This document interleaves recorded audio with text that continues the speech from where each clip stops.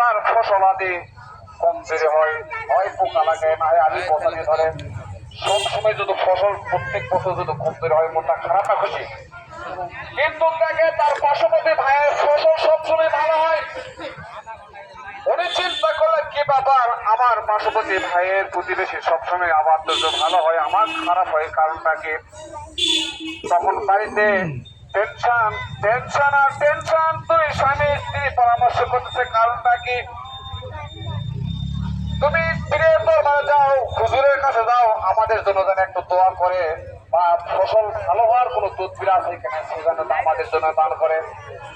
এরকম পার্শ্বতে একটা হুজুরের দরবারে গেছে, হুজুর আমারটা যেন ভালো হয়, আমার ফসলটা যেন ভালো হয়, এর জন্য কোন তদবির আছে কিনা? পীর সাহেব বলেছে, বুজুর্গ বলছে, হ্যাঁ আছে, আমি তোমাকে একটা তাবিজ দেব। এই তাবিজ তুমি শেষ শব্দটি নামাজ পড়ে, তাহাজ্জুদ নামাজ পড়ে এই তাবিজটা হাতে নিয়ে আল্লাহর দরবারে দোয়া করবে। আর এই দোয়া করবে, যেটা দোয়া করবে আল্লাহ পাক সঙ্গে সঙ্গে তোমাকে দিয়ে দেবেন। কিন্তু শর্ত হলো, তুমি যা চাইবে তোমার প্রতিবেশী ভাইয়ের তা দ্বিগুণ হবে। দোয়া কি করবেন? দোয়া করলে আল্লাহ কবুল করবে, কিন্তু ওনার যদি একতলা বাড়ি হয়, তার ভাইয়ের হবে দুইতলা বাড়ি। ওনার যদি একটা গাড়ি হয়, ওনার ভাইয়ের হবে দুইটা গাড়ি। যাই হোক, উনি চিন্তা করলো, আমার ভাইয়ের যদি উন্নত হয় তাহলে আমার তো দরকার নাই। আমি চাচ্ছিলাম যে আমার ভাইয়ের চাইতে আমার সবকিছু বেশি হোক। এরপরে বাড়িতে আসার পরে দোয়া করে না। তিনি বলছে, কি ব্যাপার, দোয়া করো না কেন? পুরা ঘটনা বলেছেন। বলছে, আরে এই অভাবের সময় আমাদের একটা বাড়ি হলেও তো আমাদের যথেষ্ট। যাই হোক, আমি অধিকার বাড়াচ্ছি না, শর্টকাটে বলতেছি। বিবি তখন সাথে উঠে স্বামীকে অপেক্ষা করে, উনি অজু করে তাহাজ্জুদ নামাজ পড়ার পর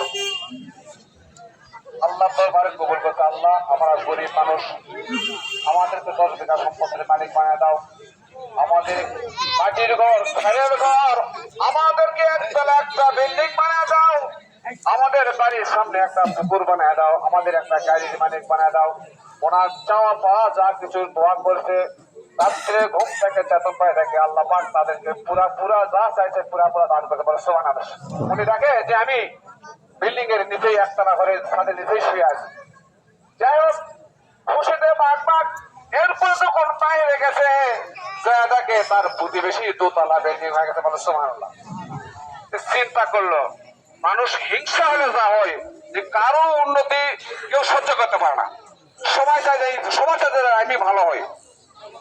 আল্লাহ রাসূল সাল্লাল্লাহু আলাইহি ওয়াসাল্লাম বলেন, ওই পর্যন্ত কোন ব্যক্তি জান্নাতে যাইতে পারবে না যতক্ষণ পর্যন্ত কোন ব্যক্তি মুমিন না হয়েছে।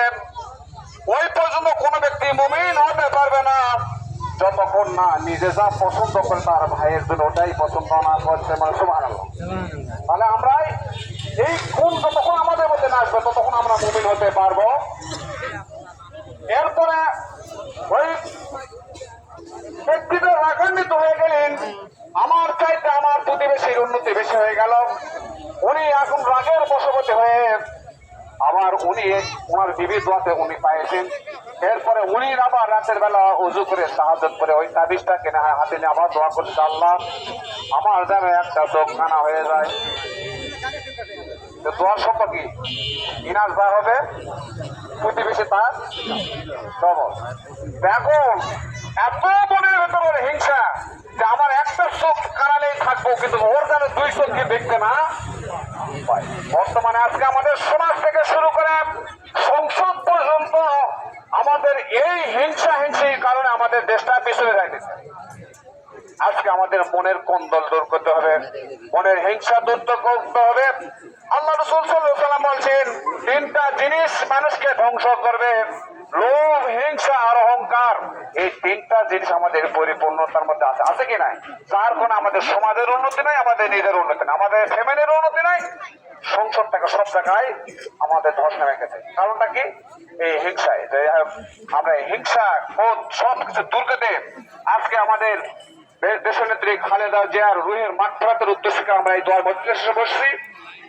আল্লাহ পাক তারকে যেন কবরে শান্তি পৌঁছায় দেন, তার কবরকে এত জান্নাত বানিয়ে দেন। এবং কারণ একটা মুমিন পৃথিবীর হাদিস শরীফের মধ্যে আল্লাহ রাসূল সাল্লাল্লাহু আলাইহি ওয়াসাল্লাম বলছেন, পৃথিবীর এক প্রান্ত থেকে আরেক প্রান্তের কোন মুমিনের জন্য দোয়া করে, সেই দোয়া তাদের কবরে পৌঁছে দেওয়ার সমান।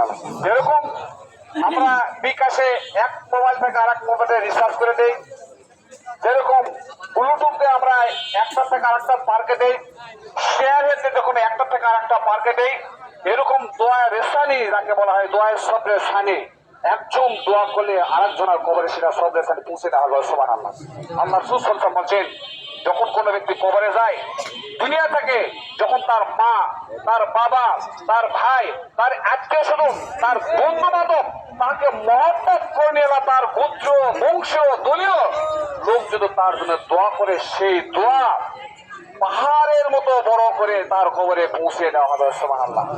আর ওই ব্যক্তি দুনিয়াবাসী হঠাৎ করে যদি একজন সম্পদের মালিক হয়, যতটুকু খুশি হয়, এই উপর থেকে একটা দোয়া যখন তার কবরে যায় তার সাথে বেশি খুশি হয়, বলে সুবহানাল্লাহ। এই জন্য আজকে আপনার প্রাণ মানে সবাই জন্য আল্লাহুম্মা সাল্লি আলা সাইয়্যিদিনা মাওলানা মুহাম্মদ ওয়া আলা আলি সাইয়্যিদিনা হাবিবানা